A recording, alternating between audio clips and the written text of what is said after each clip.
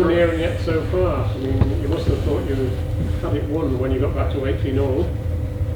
Yeah, I don't know if I thought we had a won, but we certainly put ourselves in the best opportunity to get 2 points today. It's just that dreadful non-win syndrome, I guess. Yeah, but very proud of those guys out there today. You looked devastated when Josh didn't kick that final goal.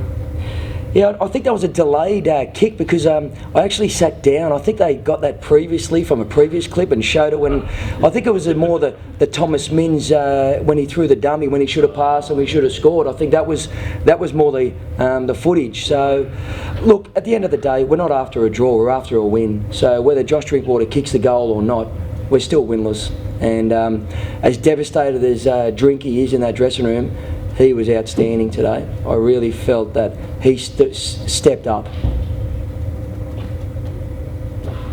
What did you have to say to him afterwards? No. Last week I consulted him after the game. He was very disappointed in his own performance. That missed kick for goal will be playing over and over in his head, but I didn't have to speak to him. I know Josh from the Dragons, and I've got a good relationship with him. We just have an understanding. We look at each other. I shook his hand when he came off the field. I told him he had a hell of a game. That was his best performance thus far. And I think I mentioned in an interview with one of you guys last week that when he decides to step up, and he's continued to step up, he's going to be a very dominant half in this Super League competition. Was that by far and away the best performance since you arrived at the club? I think it'd be fair to say yes in one aspect. I think as far as completions and finesse, probably not, but as far as courageousness and just determination, unquestionably the best performance by the Broncos thus far. Any more folks? Do you think you better hold on to some of the players? I mean, Mason Caton Brown springs to mind, scores 2 tries again, and looks a promising kid to me. But if by any chance you do get relegated, it's obviously got to imagine might well happen. Do you think you'll hold on to some of those guys? We'd like to think so. We're actually 2 weeks into the recruitment and retention program for the Broncos, and a number of those players have been identified. Some you mentioned, and absolutely without a doubt.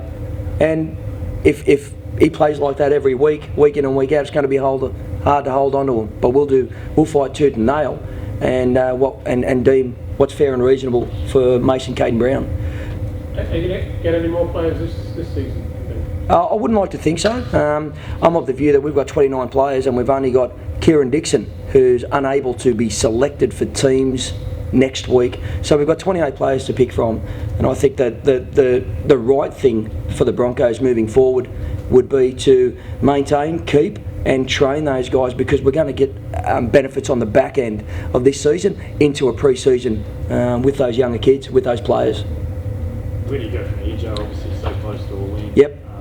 What's the sort of focus going to be this weekend? It's a good question, and that's one of the things I spoke about in the dressing room. I thank the players for their courageousness. I thank them for their buy-in, me taking over in the last 2 weeks. But we said that we're going to continue to train hard, and I just had an interview then. If we run harder and we tackle harder and we compete harder, we'll change our own luck.